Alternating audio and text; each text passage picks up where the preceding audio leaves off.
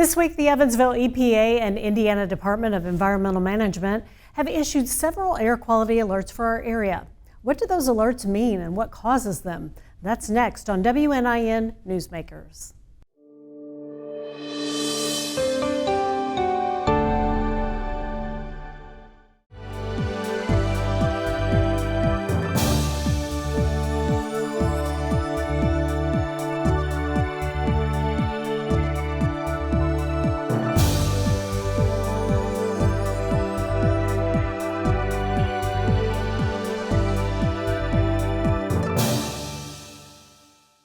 Well, here to talk to us about how air quality affects our health is Dr. Raghav Gupta, a pulmonary critical care specialist at Deaconess Health System. Thank you so much for being here. Thank you, Amy. Thank you for having me here. Well, let's level set a little bit about what exactly is air pollution.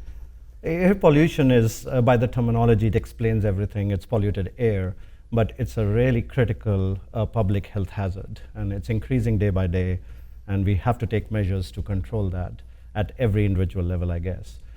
And so what exactly are the pollutants in the air that are causing the issues? There are 5 major pollutants we have. The top one, I would say, is nitrogen dioxide. The second one will be sulfur dioxide. The third one will be carbon monoxide. The fourth and fifth are the most commonly what we hear is ozone, and the last one is particulate matter, which is called as PM. The last two ones are actually the most important one and most commonly we hear and think about it. The particulate matter is the one what we worry about a lot. It has a measurement scale with the diameter it has. It goes less than 10 microns, which is mostly harmful. Above 10 microns can be harmful, but not majority into the lungs and circulatory system.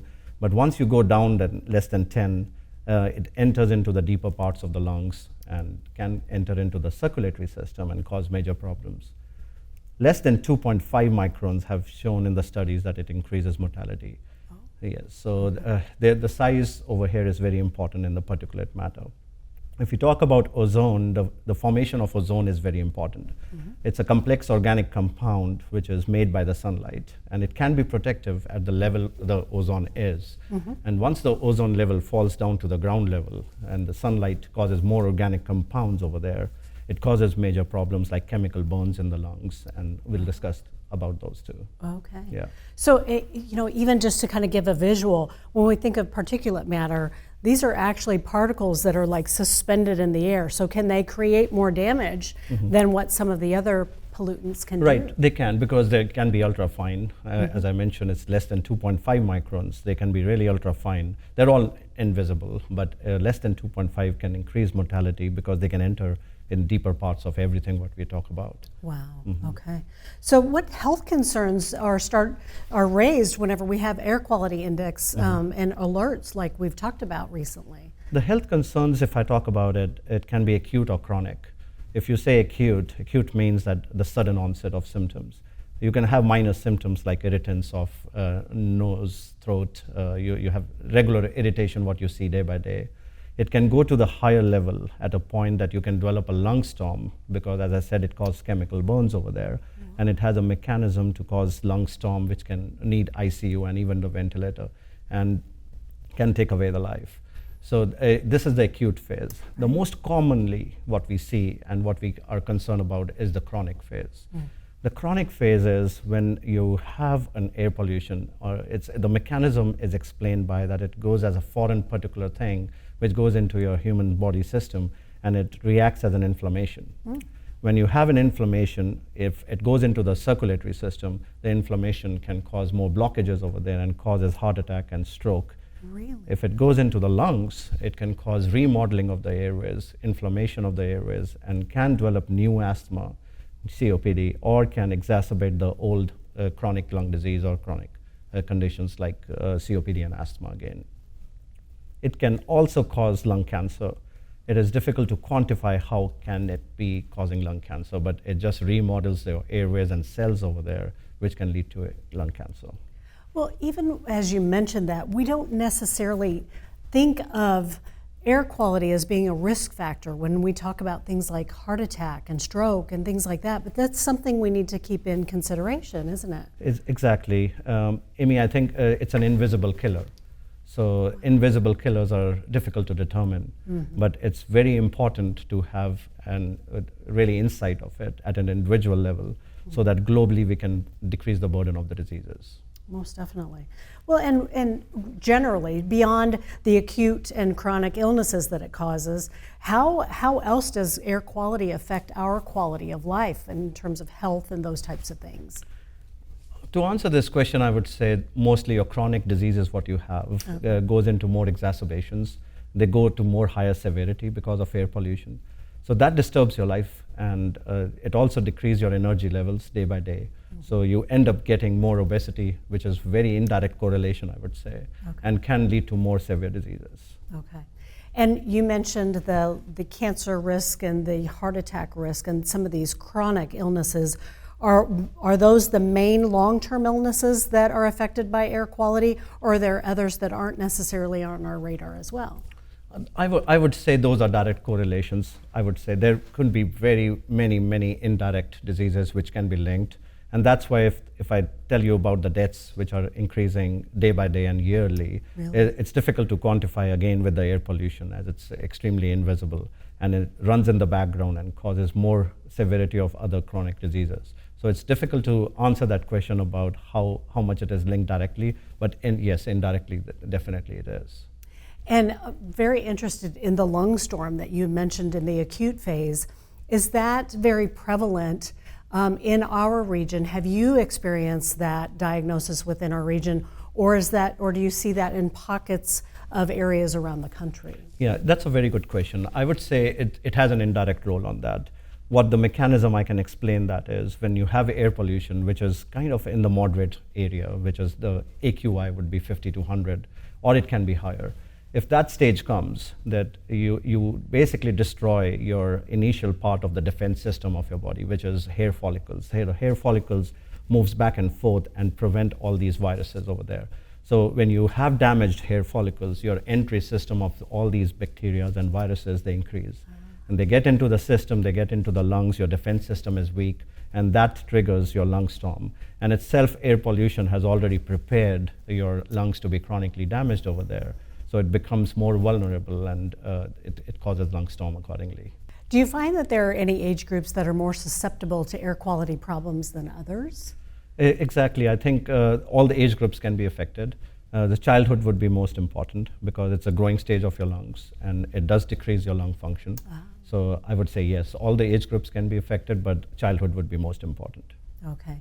And do you find that sometimes the elderly population, or if they already have a pre-existing condition, we talked about asthma earlier, people with pre-existing conditions, this is just going to exacerbate these issues, correct? Right. Especially within maybe an older age group as well? Right.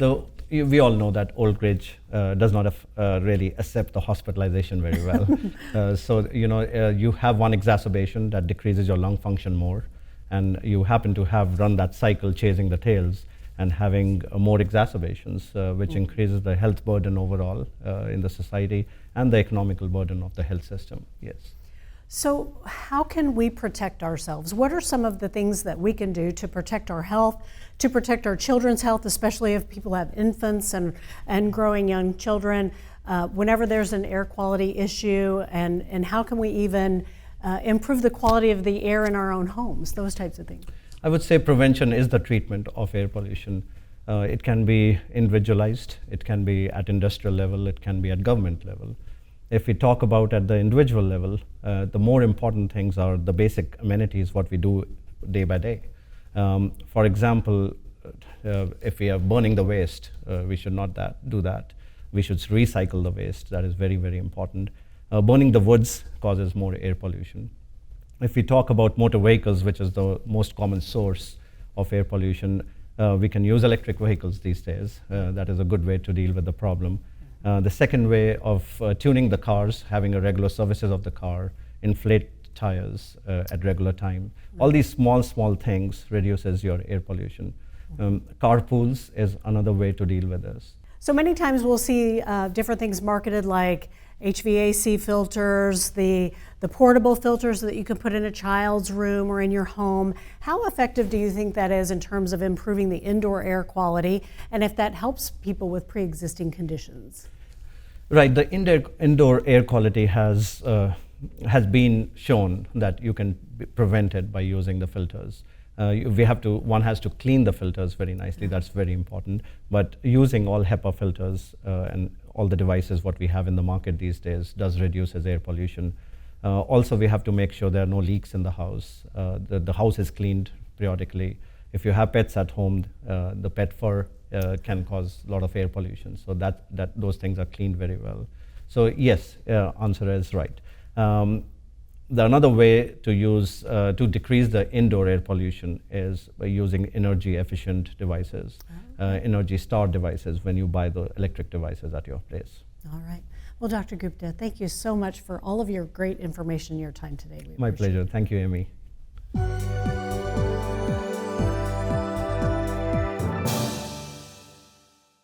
Here to talk about the overall quality of the air locally and what affects our air quality is Tim Troutman.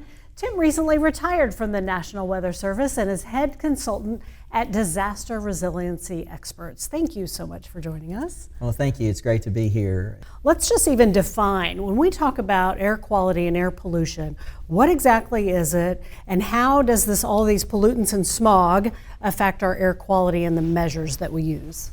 Okay, the initial definition of smog and is there's basically 3 parts of oxygen that are available close to the ground, and they get created by vehicles moving, the pollution that's created by us doing what we do in our normal lives, and along with that you've got industrial plants. You also have chemical plants, different plants that emit those particles in the atmosphere. So putting that all into play and looking at that along with the time of the year we're at now, where the temperatures are warming up to the above 80 degrees, and when we get into a stagnant atmosphere where we don't have much in the way of winds that can move these particulates along, they begin to settle in the lower parts of the atmosphere. So putting all that together can spell issues for people that are doing outdoor activities for an extended period of time, especially that can especially affect the elderly or the children and people that have respiratory issues or also heart ailments. So keeping that into mind, it's going to be important when a air quality alert is issued for people to move indoors and stay indoors as much as possible. Not saying you have to shelter in place all the time, but it's important not to stay outside if you are one of those components that are susceptible to issues with respiratory problems. And the issue with with the particulate matters, the 2.5 micrometers, those type of matters, which can be soot, dust, smoke from fires nearby, and so forth. Once that filters into the area, and if it's in a stagnant atmosphere, well, it's going to be around, and it can continue for days, and that's really an issue out in the western part of the U.S. But in our area, as we get into June, July, August, first part of September, that's when we can definitely have these conditions from time to time, where the jet stream in the atmosphere is not moving along as fast. Okay. So that's not pushing these particulates and mixing them in the atmosphere and getting them out of here from time to time. So when those alerts are issued, it's going to be important for folks to just keep that in mind and try not to overdo outside for a long time. Oh, most definitely. And you talk about the wind moving it along, but how does the heat affect the air quality as well? You mentioned warmer temperatures and this kind of settling, but what happens whenever these things are heated up or it's exposed to the higher temperature? Well, the particulates, and especially or the ozone that's created by the vehicles emitting the air pollution, the ozone that's created then will work together with temperatures that are rising, along with light winds and the sun's rays, to create the increasing ozone and the increasing issue that leads to the air pollution in the area. So utilizing that, or also seeing the other factors putting in play, where you may have the particulates from a wildfire that's getting filtered into the area from, say, the northwest, like what we recently experienced out of Canada. And if that slowly moves across an area, it can stay into an area for a couple of days, and it can be miserable potentially, depending on where you're at. Most definitely. So what trends do we see in our area for air quality? I know we've had some alerts and those types of things. Do we tend to have a bigger problem here? And what are our trends? Do they look like they're improving? Do they look like they're stagnating? What have you seen in your data? Well, as the climate is changing ever so slightly from time to time, that can lead to those issues. It just depends on what type of weather pattern that we're in. Okay. If we're in an active weather pattern where we have storm system after storm system moving across the area from either west to east or northwest to southeast, cleaning out that atmosphere is important. So this year, though, in the last week or so, it's looking like we've been under kind of a high pressure area that's sinking air, and that's going to continue through the next several days. And as we continue to warm up into the low 90s by first part of the first few days here in the month of June and continuing, that could definitely continue to lead toward those air quality issues from time to time. But a lot of it's going to depend on day by day whether that criteria is met, and just taking a look at that, you go from through the criteria of good to moderate, and then you get into the above moderate. You're looking at unhealthy for sensitive persons. That's when your particulates are above 100. And then once you get into the unhealthy and very unhealthy, then to the hazardous sections, that's where the Indiana Department for Environmental Management will issue these air quality alerts to alert people to the fact that the ozone, bad ozone that's going to be occurring across the area, that's going to be in a situation where we need to be thinking more about staying indoors more often and not outside as much. All right, and that's exactly what triggers this air quality alert. Are these particulates or these levels are getting too high in that certain region? Yes, the Indiana Department for Environmental Management, they measure these particulate values, and once the values that are measured reaches a certain criteria, then they'll begin to up that to the point where they need to issue an air quality alert. Once you get into the higher end of that, to the very unhealthy to the hazardous, that's where it may become an issue where emergency management or other federal agencies step in and then issue maybe a civil emergency message. Really? To the point where you don't need to be outside. So. But at this point, so far we've just had a few days here and there where we've had the air quality alerts in the area here. Have you experienced a time in which we've gotten to the point of a critical alert where emergency management have stepped in, or do you see that mainly maybe in some of the western states where they're experiencing wildfires and things like that? It's been so far over the last several years, mainly in the western states, where you'll have a semi-permanent area of high-pressure sinking air, and then you have the development of a wildfire area.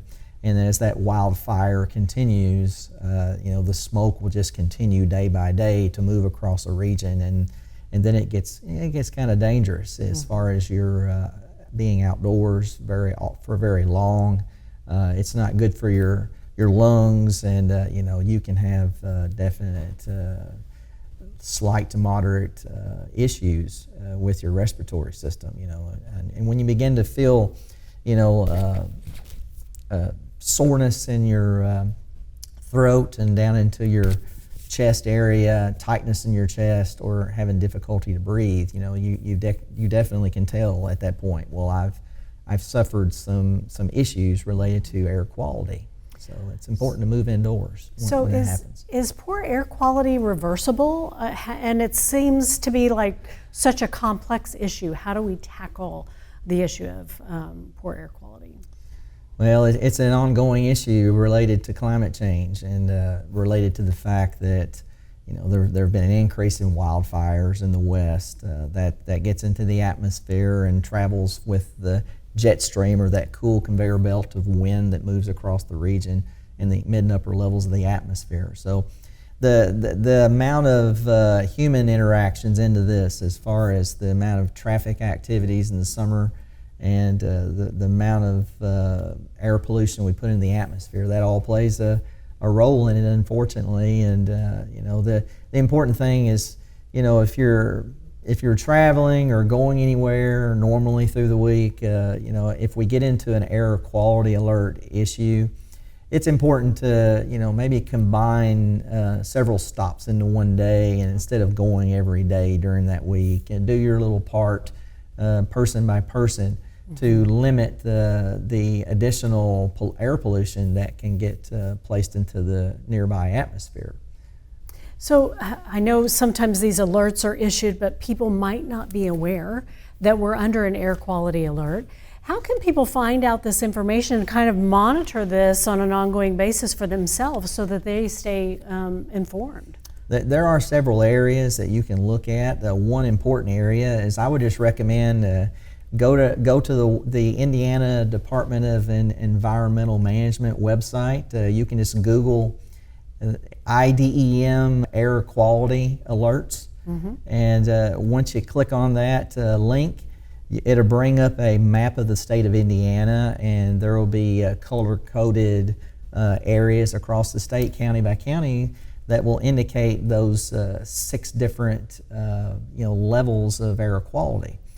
The National Weather Service, when there is an air quality alert issued on their website that covers the area, so the National Weather Service at Paducah, go to weather.gov/Paducah. Those air quality alerts are on their website too, on a clickable map, so you can click on the county and then read the air quality alert and find out more information there also. Great. Well, and how often do they, you mentioned monitoring, how often do they monitor, and how are there certain sensors within across the region? How do they monitor, and how often are they changing up those alerts? There are numerous air quality sensors, basically county by county across the state. That information is fed into the main IDEM office there, and they make those decisions involving those alerts. And as an example, the media or the National Weather Service, they're basically just messengers of the alert involved in the process. And the important thing to also think about that within the warning and the process there, the air quality alerts are issued daily, typically by early afternoon, and they're issued basically to a 24-hour time frame till the next day. And if it needs to be issued again, they'll just issue 24 hours out. Okay. And because conditions can change, and they want to make sure that they have the newest information, and they don't want to go out too far and then it not be correct. Well, and it's so tempting to go out when it's sunny and it's hot and it's warm, especially when we've been cooped up all winter. Yeah. But it's really important to heed the alerts, isn't it? Especially depending upon your pre-existing conditions. It is. Your condition, with your health, definitely plays a role in that. And I encourage everyone to keep a close watch on the air quality alerts that are issued by IDEM here in Indiana, and just take the appropriate precautions if need be, and do what you can to be safe. That's the important thing. All right. Well, Tim, thank you so much for all of your great information. We appreciate your time. Thank you. Thanks to all of our guests for explaining how the air quality is like in our area and what air quality alerts even mean. Thanks for watching WNIN Newsmakers.